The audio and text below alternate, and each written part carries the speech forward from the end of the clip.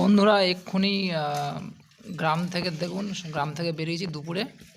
তো দুপুরে রাস্তা এখন খালি, সব দেখতে পাচ্ছেন, সব স্কুল থেকে সব আসছে।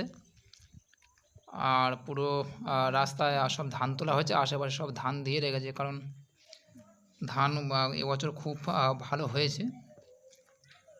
তো আমি আপনাদের ফাঁকা ধান কাটা অবস্থায় জমি দেখাচ্ছি। দেখুন, যেখানে ধান কেটে সব বিছিয়ে রাখা হয়েছে।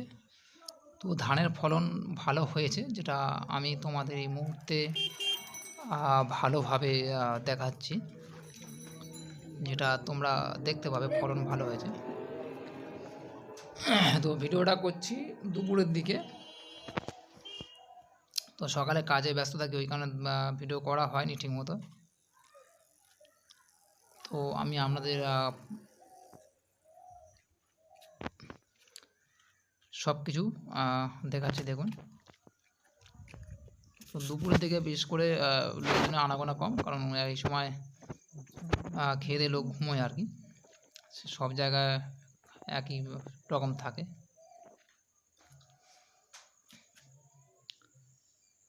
তো বন্ধুরা, এই হচ্ছে আমাদের জমি, যেখানে এখন এই জমিতে চাষবাস হয় না, কারণ এখানে জল সব সময় সারা বছর জমে থাকে, ওই কারণে। তো এখানে ধান ফেললে অতি সহজে ধান হয় না। তো আশা করছি আপনাদের গ্রাম ভালো লাগবে।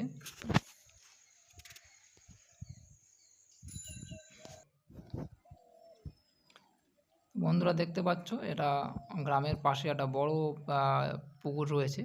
তো এখানে পুকুরটা বিশাল বড়।